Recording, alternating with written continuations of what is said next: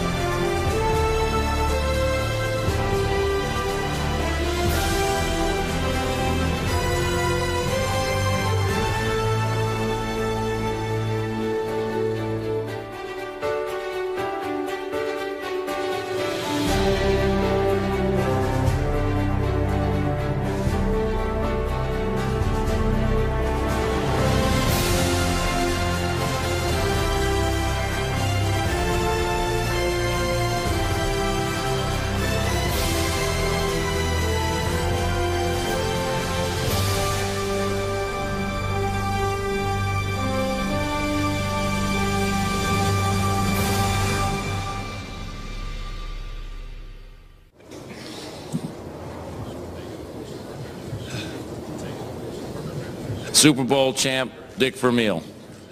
Good morning. Please excuse my throat, but it was an intense game last night. All right, let's go, momentum changers. Let's go, O. There it is, he's gone. That's what the World Championship's all about, guys. Let's go. Now let's go. So it all comes down to this. 6 seconds to play. All right, guys. Last play of the game. McNair drops. Throws right side for Dyson. He dives for the end zone. Didn't make it. Didn't make it. No. No. That's it. We won it. That's the game. It's over. It's over. We're world champions. Well, one of my first thoughts was to get my family down there. Can you get my wife? She's right there in section 130 behind the bench. She'll jump down. I don't care. She'll fly down. She'd been like an assistant coach on my coaching staff for a long time, and I wanted her to share that experience. Well, she came over the wall, and I said, bring the kids. Come on down here. Then the cops were saying you can't do that. I said, listen, this may be the only time in my life I ever won a Super Bowl. It's the first time. They're coming. Come on, Stevie. All right, buddy. I got it. What do you think, guys, huh? We won the Super Bowl. We won the Super Bowl, did we not, huh? Did we win the Super Bowl? Did we win the Super Bowl, huh? Did we win the Super Bowl? There can't be anything higher than that moment at that time.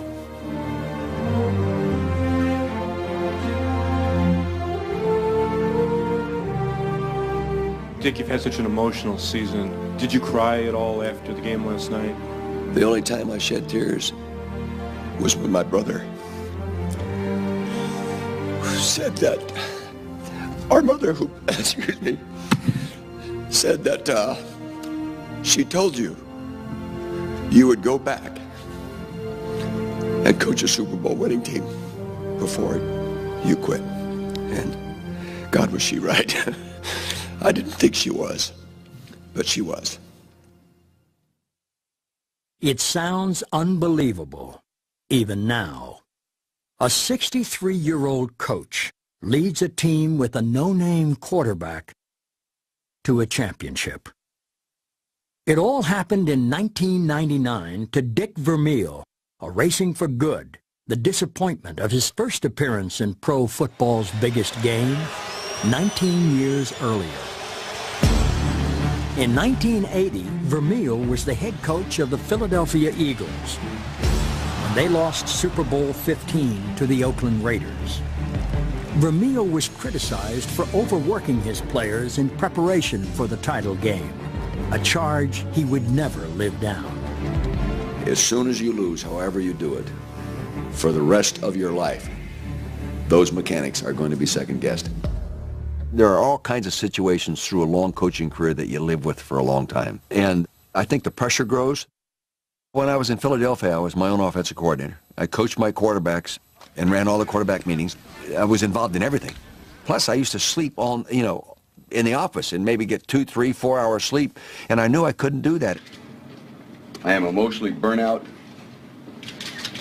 and therefore feel that I need a break. Vermeil left coaching, but remained close to football as a broadcaster. He and his wife built a cabin in rural Pennsylvania, where he often thought of returning to the sidelines. But not until 1997, when John Shaw asked him to help rebuild the Rams, did 60-year-old Dick Vermeil decide to come back to coaching. 14 years ago, I left coaching, okay? I left coaching because I had to, and I'm not embarrassed to say it. Today, I'm back because I have to. Here's my reaction. That was my reaction when I heard Dick was going to be our coach. The only thing I knew about Dick was the old highlights, him screaming, him going nuts. Hey, Jerry, let's go! And the burnout, which scares players to death. Coaches that work 18 hours a day. Well, this is the guy we're going to have in. Vermeil was taking over a team that desperately needed help getting its head on straight. Since 1990, the Rams had stumbled to 36 wins and 76 losses. We had lost so much that we had accepted it, that we stopped working hard, that we stopped pushing ourselves to be the best. So when he came in, he told us that it was going to be tough. There was no way, no way I could have known what was going to happen at those practices. In 1997, defensive tackle D'Marco Farr began his 4th season with the Rams by meeting their new head coach, a man who had crossed his path before. I had one of my best games in college against Ohio State. Guess who the announcer was? Dick Vermeil. I won player of the game that day, so did Big Daddy Dan Wilkinson. So Dick, at the end of the broadcast, says, Big Daddy Wilkinson will be a future pro. D'Marco Farr, on the other hand, he's a great college player, too small for the pros. Yeah, I think it was a fair, honest evaluation because, he was short. Too small to be a defensive tackle in the National Football League. Farr was an undrafted free agent who signed with the Rams and worked his way into the starting lineup. He had endured 3 losing seasons with the team, but when Dick Vermeil arrived, Farr and the Rams discovered what real endurance was all about. Hey, first day out, first new Ram practice, the only way you can get better is to work. He made his point. The first minute we're on the field, we're banging pads. The first day, in the heat. All right, that's it, Zach. All right, good job. My attitude was when we step on the field, we're prepared to fight. No easing into a street fight, guys. And it's a frame of mind, a toughness frame of mind. And I really felt the organization needed to be toughened up. Come on, Ronnie, you're not even sweating. Did you work today? Huh? We worked them harder than normal. Pads every day, 3-hour practice in the morning, 3-hour practice in the afternoon. Obviously, it wore them out. There were times in the season we went into games a little bit tired, but I didn't think we were going to beat anybody real early in the campaign anyway, and the thing to do was to just keep working them. No easing into a street fight. Let's go. Just as Vermeil expected, the Rams struggled in his first year. So when his second season began, the long practices continued. But so did the losing. Here they come, final play of the game. Juggled by Banks, who wants to throw it, now will run it. He's in the open, they dive for him, and short of the goal line. The game is over. Devastating. I mean, where do you go from here, Ned? It took a toll on me emotionally. You know, I can't tell you how many windshields I cracked. My own windshields. You know, punching them after games. I hated losing so much. Eventually, we were trying everything in our power to get out of these practices. Against Chicago, the Saturday night before the game, we had a players-only meeting before the coach came in. And we thought about not playing the next day. Because here's our quarterback coming in. He has ice bags on. I got ice bags on my knees. Everybody's beat up from the practice we just had on Friday. And we got to play the Bears at their house the next day? They handed me a list of notes, all signed. Each guy wrote what bothered him. I can remember one is, I'm so tired, I can't be a good father. I can't even play with my kids. I'm exhausted. I can't go shopping with my wife at night because my legs are tired. Not every player at the meeting had a complaint. I remember sitting over in the corner thinking, man, I'm just happy to be here. I'm not going to complain about one thing. I don't care how hard we work. I'm just happy to be in the NFL. But just remembering how they were talking about we're going to walk out of practice, it was something that I never dreamed I would ever see at the NFL level. The bunch of prima donna players that worry about working too hard instead of just showing up and playing football. He said, look, we got a game tomorrow. We'll try to make adjustments Monday. But right now, we got to get ready for the Bears. So we come back to practice. We have another meeting with Coach Vermeil in it. Coach, look, if you cut down the practices, we can win. He goes, okay, we'll go from 3 hours to 2 hours. So we did everything we did in the 3-hour practice in 2 hours, which made it worse.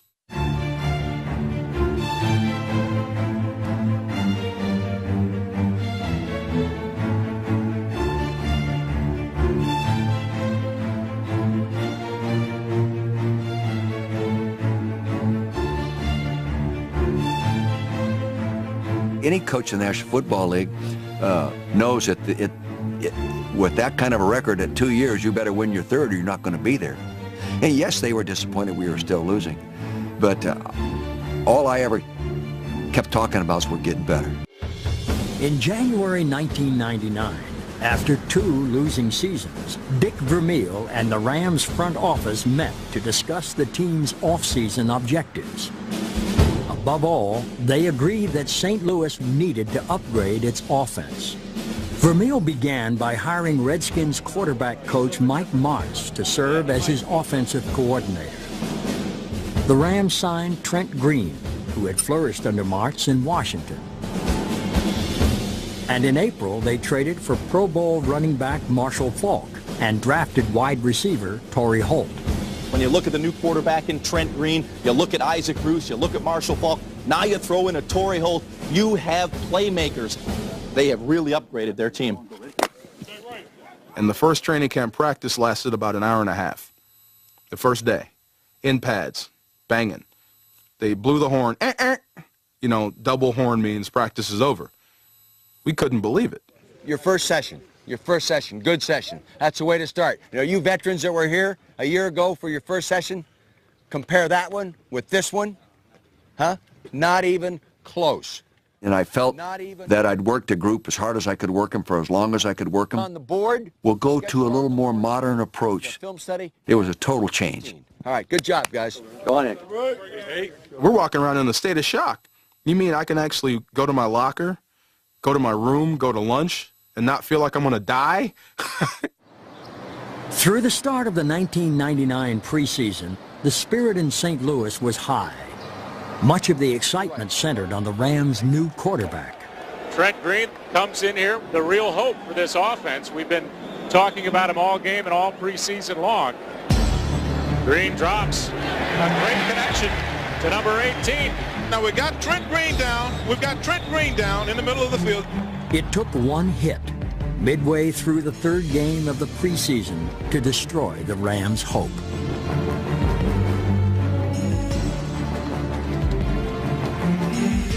And you can just hear all the air come out of the place. Gut-wrenching, believe me. But I don't know how else to describe it. You know, your first thoughts are, oh my gosh, the season's over. We can't play without a quarterback. I remember Isaac Bruce taking off his helmet and slamming it on the ground. It's like, we're back to square one. Kurt Warner checks in. Certainly not where Trent Green is and the kind of experience that Green brought to this offense. Saw Trent at halftime, and he basically told me at that time, you know, I tore my ACL. I'm going to be out for the season. And I guess it was at that point where, you know, it kind of shocked me, like, maybe this is my opportunity. Maybe this is my chance to play. Kurt Warner was the new Will Fuhrer, who was the new Jamie Martin, who was the new T.J. Rubler. You know, he was the third-string guy that was cool. He was our scout team quarterback, and he was our guy that never gets in.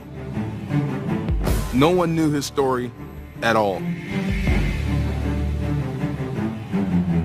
There were many stops on Kurt Warner's journey to that moment in St. Louis. None farther from the NFL than the Hy-Vee grocery store in Cedar Falls, Iowa. That's where Warner was after his college football career ended in 1994, trying to keep his NFL dreams from dying as he stocked shelves on the graveyard shift. All the other people that were stocking at nights and were hoping to one day maybe become the night manager or become the manager of the grocery store, and this was their goal. And here I am saying, well, you know, I'm just doing this for a few months until the NFL calls again. The NFL never contacted Warner at the Hy-Vee. The Arena League's Iowa Barnstormers did. Warner became the best quarterback in arena football.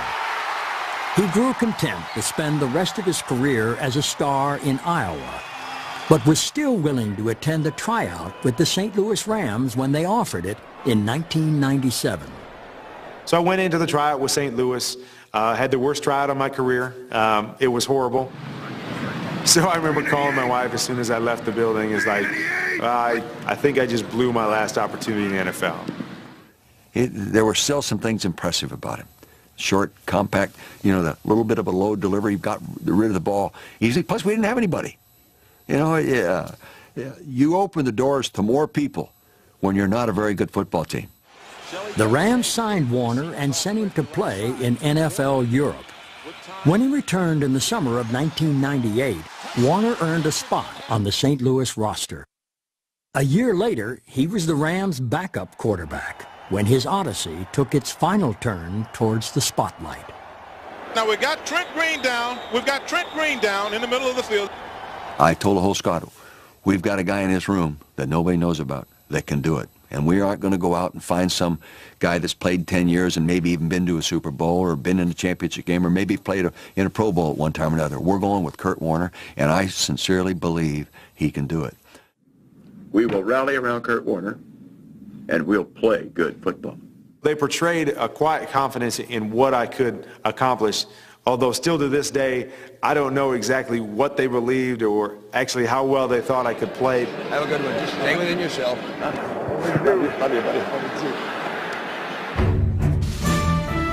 In the regular season opener, the quarterback who waited his whole life for a chance threw 3 touchdowns as the Rams beat Baltimore. Quarterback doesn't look bad, Jeremy. What? He doesn't look too bad. Quarterback? No, he looks pretty good. The Rams won their first 3 games, the first 3 starts of Kurt Warner's career. Play action, fake the end around. Warner throws down the middle. He's got a touchdown, St. Louis. What a pass by Kurt Warner, the first quarterback in NFL history with 3 touchdown passes in each of his first 3 starts.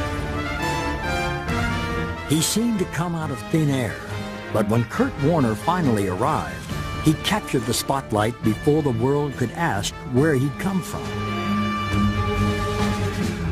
Warner was the solution for St. Louis at quarterback. The question of whether or not the Rams were a bona fide contender still needed to be answered. In the Gateway City, excitement was building over St. Louis's hot start. But the Rams remained wary, realizing that their biggest hurdle was just ahead. At the beginning of '99, we'd won 3 straight, but we still have to play the Niners. That was always in our head, always in our head. The Rams had lost 17 straight games to the 49ers. They were especially haunted by one defeat in 1995. The Rams had begun their first season in St. Louis with a 5-1 record, But a spirit-crushing loss to San Francisco sent them reeling out of playoff contention. Ken Norton scored, punched the goalpost. They scored again, punched the goalpost. That was always in our head, always in our head. I remember Dana Stubblefield, and he goes, different city, same team, same old Rams. Same old sorry-ass Rams. So long.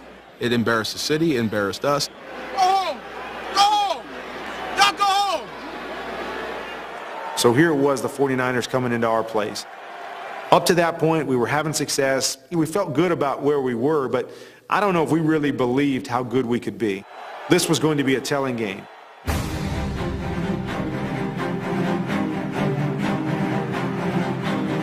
Bruce goes in motion to the right side. Warner pumps for him, has him at the goal line, touchdown. They thought it was going to be the same old sorry Rams that they were playing. We unleashed on them.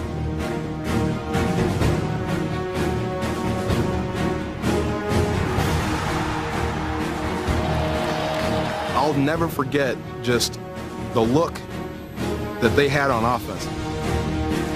And I can remember Jerry Rice, the great player that he is, like, oh my God, I can't believe these guys are serious. Yeah, we are. I don't care who you are, Jerry. I don't care how great you are. I don't care about your Super Bowls or your rings. It's our time. The Rams ended the 17-game losing streak and finally embraced the notion that their hard work was paying off.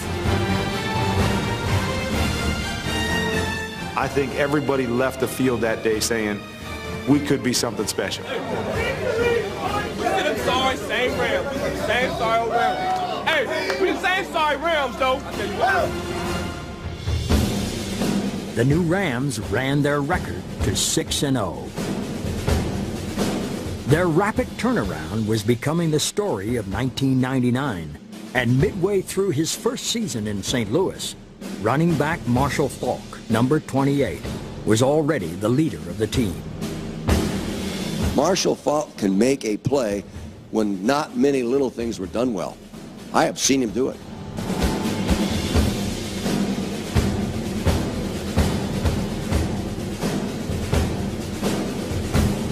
The gifted people take the design of things beyond the design.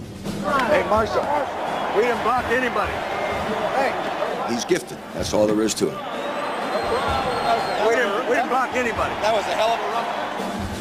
Faulk could make memorable plays with his body and with his mind. The Rams learned this as they trailed late against Tennessee when Faulk gave a boost to number 81, Oz Hakeem. Oz got drilled. He was laying on the ground, but we're in hurry up. We didn't have any timeouts. What do we do? The only guy that knew what to do, Marshall. Marshall grabs Oz by the collar, picks him up and holds him up so we can spike the football. Just save that opportunity to win the football game. We thought it was just going to be a lost down. Picks the guy up and holds him up. Never seen anything like that before in my life. Greatest play I've ever seen. Faulk's pick-me-up was wasted when the Rams missed the game-tying field goal. But the following week in Detroit, he would provide another lift, this time to Kurt Warner. With just a few minutes left, I was able to lead the team down, and we put the ball in the end zone to go ahead. Touchdown, Rams! Excellent throw by the quarterback, Kurt Warner. Marshall Faulk came over to me, and he kind of just looked at me, and he kind of just pointed at his heart. That was really, for me, a turning point in that season, and something that I'll never forget, and something that meant the world to me, that he was kind of the leader on the team, and now he was kind of handing the reins over to me, saying, you're our guy. We going to the show. We going to the show. We won it. But the Rams' excitement was short-lived. With 28 seconds to play, the Lions scored to send St. Louis to its second consecutive loss. 2 losses now. People are starting to call us flukes and jokes and this and that. And all it did was make us even more hungry, make us even madder. We didn't want to go back to that old stuff. We wanted to stay right where we were. Hey, how great is this? How are you? How great are you? Well, I feel pretty good. We're a good football team. You're a good football team. It's a good group. They're my guys. Got 8 guys shooting up today that were here when I took it over. 8 guys. and they know how to work, and they still bitch a little bit, you know. That's all right. By his third season in St. Louis, Dick Vermeil had worked the Rams into winners, a team that was always fighting for ways to improve. I was having problems getting off these big guys, 320-pound guys. Guys I just could not beat with speed. So I needed to have something that would give me the edge, and it would have to be with these. And I had no idea how to use them until I met a guy named Ernest Hart. He said, if you want to go to the next level, give me a call. He gave me his card in like 1997. I didn't call him until 99. And I started working with the guy, and it just became like a martial art inside of football. I couldn't really punch and strike, but I could, you know, use my hands to get you in positions to where you couldn't stop me. I see the influence on you. Definitely. Yeah. I tell you what, being able to kick a guy in the mouth definitely does something for your confidence. Defense helped restore St. Louis's confidence midway through the 1999 season. A week after the team fell to 6-2, the Ram defense scored 2 touchdowns in a win over Carolina. In Week 11, another defensive touchdown helped to secure the Rams' first season sweep of San Francisco in 19 years. It was part of that karate work. If something goes up, my hand goes up with it. My hand just went up and tipped it, and Mike caught it. And there he goes, trucking to the end zone. Let's make another play. Let's go. Let's make another one. At Carolina in Week 13, Dre Bly's 53-yard interception return clinched the Rams' 10th win and the division title for a team that just a year earlier had been referred to as the worst of the decade. Champs, baby. NFC West. That's how it's done, baby. It's so sweet. Oh, my God. We're champs. It's so sweet. We are no longer a losing football team. Been waiting a long time, baby. Woo! Congratulations. Hey, man, you too, man. Oh, my God. We'd watch the Niners do it year after year. You know, and finally, it's us. Here we are. Here's a hat. Hey, congratulations. And that's what Dick Vermeil brought to the football team. That feeling of being a winner. Well, I remember vividly walking off the field with Kevin Carter in one arm and D'Marco Farr in the other, because they'd been there the whole time. They'd been through every 3-hour doubleday.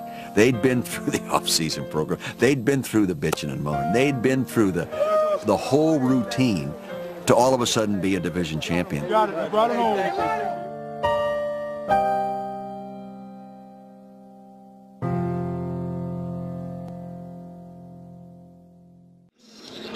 In St. Louis, 1999 had turned into a fairy tale, and for the Rams offense, a wizard named Mike Martz was writing the script. Mike Martz was very much responsible for our success, along with all the coaches. But as an offensive coordinator, you have more responsibility. I told Mike when he came there, I was going to turn it over to him. It's about time you got a chance. I appreciate it, Dick. What you have the ability to be. Just go ahead and do it. I appreciate it. I do. When Mike was calling plays, he used to startle me sometimes. He'd do things coming out of our own area in the field that I wouldn't have done. Oh, Michael, down here? Geez, good luck. I'd say, oh, my God, Mike, what are you doing? Bang, and it would work. That's one of the reasons we became so explosive offensively, because we had no fear. Martz's offense would be called the greatest show on turf, a scoring spectacular that shone the spotlight on Kurt Warner.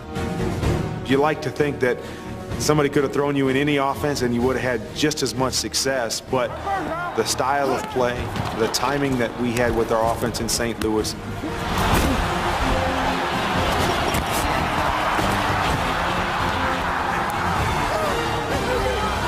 it was really just an extension of what I had learned and what I had perfected in arena football that we were able to take to the greatest show on turf. Warner takes, scans the secondary, and it is caught by Isaac along the near sidelines to the 20, to the 15, to the 5, touchdown, Rams! What a pass by Kurt Warner. I love this, Michael. What a perfect pass. Torry Holt, touchdown, Rams! Warner fakes to Marshall Faulk, now throws the middle. Touchdown, St.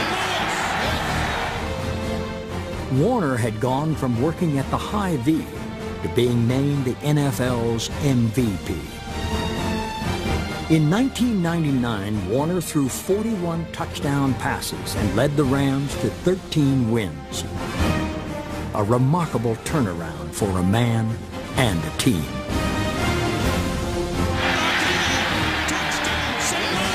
That is a touchdown pass, number 40, for Kurt Warner. Now in the 40 touchdown pass club, there's Dan Marino and there's Kurt Warner. Unbelievable. In the first NFL playoff game ever held in St. Louis, the Rams scored on their first play from scrimmage. The 77-yard score by Isaac Bruce was the first of 5 touchdown passes by Kurt Warner.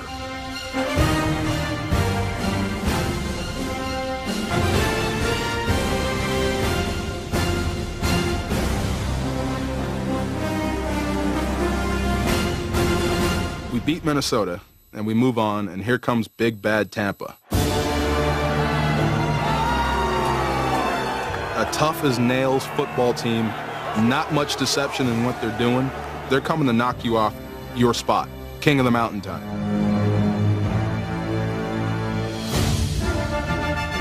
Tampa Bay, defensively, was outstanding. In fact, we probably underestimated how good they really were. Tampa Bay stole the ball on the Rams' first possession. The Bucs were intimidating St. Louis.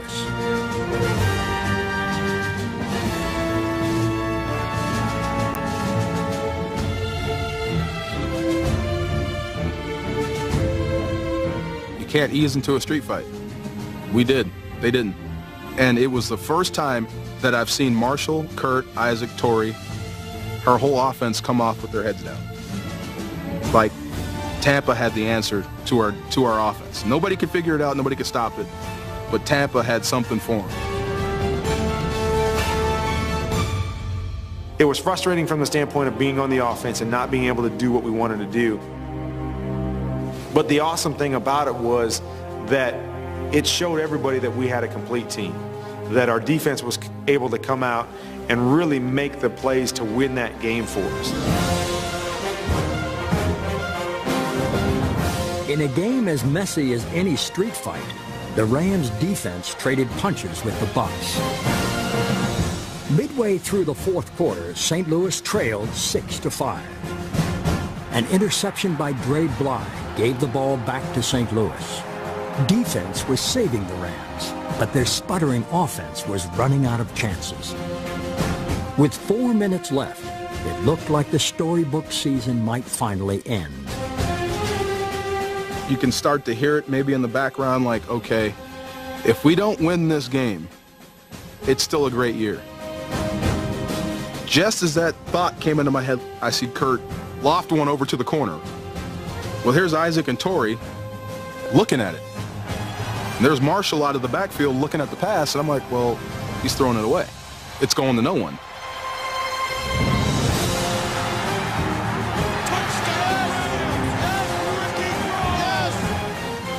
Kroll? What a time to do it. Ricky Kroll, no touchdown catches all year. Ricky caught the game-winning touchdown pass to put us into the Super Bowl. You don't write it any better.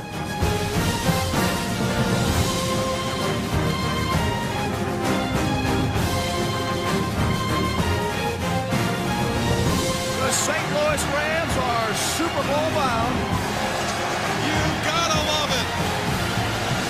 The Rams had taken a long road to a Super Bowl berth, but they knew their journey was not yet complete. Gotta go to work. Gotta go to work.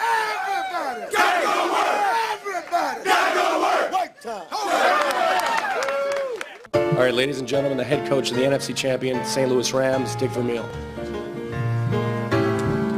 Each time he met with the media leading up to Super Bowl XXXIV, Dick Vermeil had to answer the same question. The approach to this game compared to last time I was at a Super Bowl game, well, I don't have any curfews scheduled.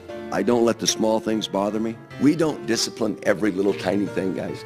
We discipline what we think makes a difference in winning and losing. I can remember being wound up in a lot of knots when we landed to go to New Orleans to play. But 63, I have better control of it than the last time I went to the Super Bowl. So I was going to be a better delegator, and I hope better define what it was going to take for us all to win, put the plan together, and go from there. Thank you. I had never done it that way before. Good job. No regrets. Thank you, buddy. I wanted them to go have fun and play like they were capable of playing. And you couldn't do that if you were afraid of losing. See these right there? These are brass balls, man. We've got to have today. As the Rams got revved up, a calm descended on Dick Vermeil, and confidence came in the form of a song.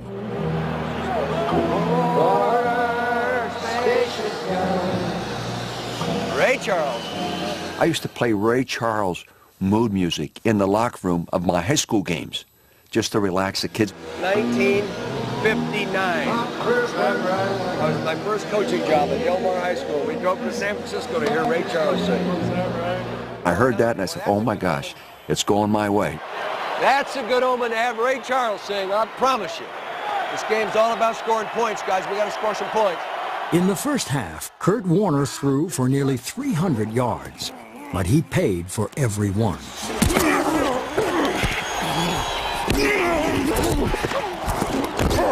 And the Rams scored only 9 points.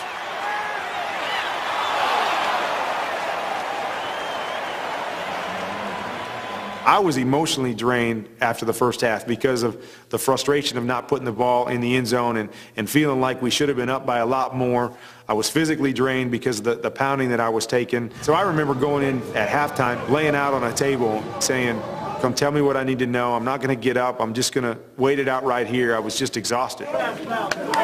Coach Vermeil, he actually went over to Paul Justin, who was my backup at the time, and just said, you know, are you ready to go? Are you ready to play? Kurt, I'm not sure he can go out and play in the second half. You think he'll be able to finish the game?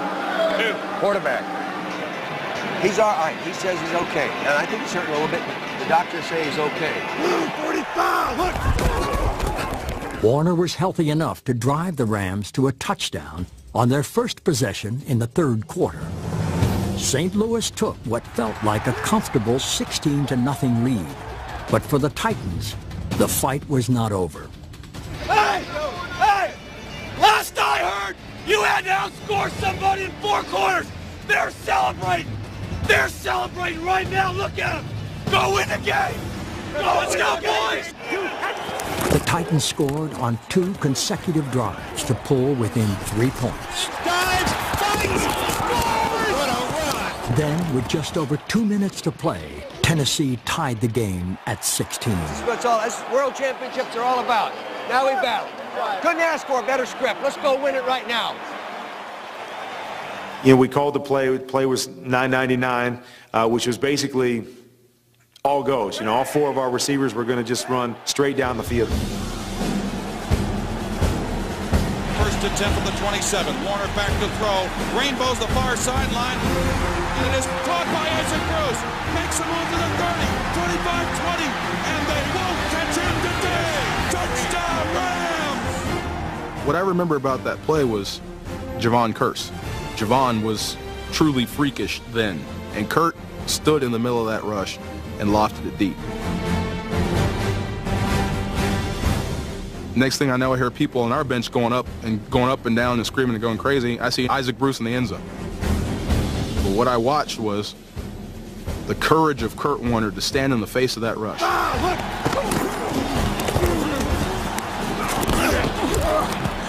And we all saw it as the defense. This is what he's doing for us. You see what that guy's doing for us? He's getting killed for us so we can win, to put us in a better position to win. 1 minute and 54 seconds away. A minute. The only way they can beat us is throw it and his ass scrambling.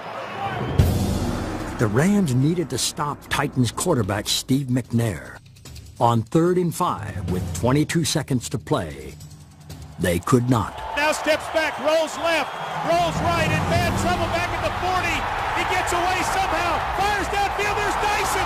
Dyson at the 10. Ball timeout. Kevin Carter! Kevin Carter! We had just played 8 snaps of gung-ho, balls-out football. And that was all we had. Everybody was out of gas. Hey, who do I think? You went out of the game with 26 seconds to go. You went out of the game with 26 seconds to go. Gene. Come on, back up. Woo! Back up. And he looked at me right after he said that, and I about threw up on him. Really, I couldn't walk. After the Titans' final timeout, Kevin Carter, D'Marco Farr, and the defense returned to the field. So it all comes down to this. 6 seconds to play. Well, I have a very low pulse. It's about 48. And about that time, it was 3 times that. All right, guys. Last play of the game. McNair will work out of the shotgun. The first thing on my mind was, please don't run. Because if he runs, there's nobody out there that's going to catch him. When he let that ball go, there was a sense of relief. My God, thank you. We got a shot. McNair drops. Throws right side for Nyson. He dives for the end zone. Reaches to the goal line. No. He falls at the 1. Didn't make it. Didn't make it. No. No. Captain. We won it. That's the game. It's over. It's over. We're world champions. Coach, congratulations.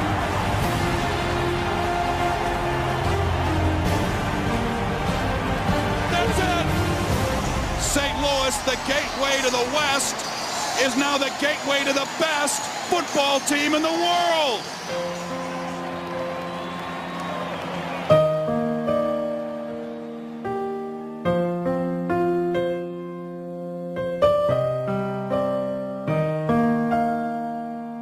I've been married, I've had kids, and those are the greatest experiences I've ever had in my life.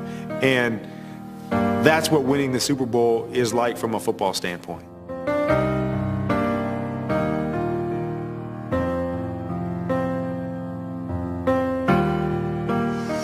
The St. Louis Rams are the world champions. Congratulations. Man, what a year. Love you, Coach. I love you, too. Thanks for the team.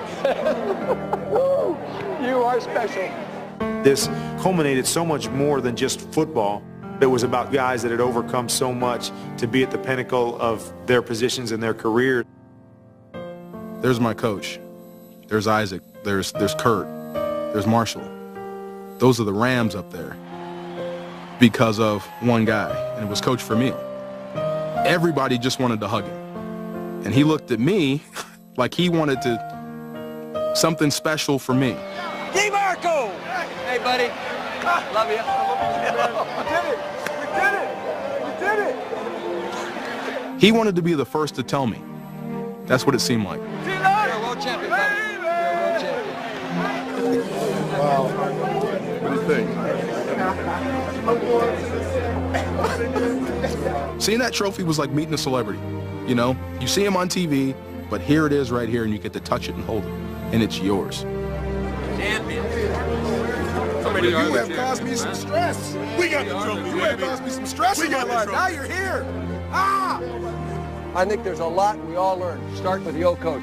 We all learn, but the basic principles that it takes to win will never change. If it's 1980, 1990, year 2000, 2010, when you're raising your own kids. You surround yourself with good people and work hard and be unselfish and care and don't be embarrassed to say I love you and I appreciate it. And because, guys, if you say it, someone else will say it back to you. And guys, I love you. And you know that. I did want them to appreciate everything they went through to end up being a world champion. Once you've accomplished the opportunity to put that trophy up high, that will be with you regardless of what you do the rest of your life.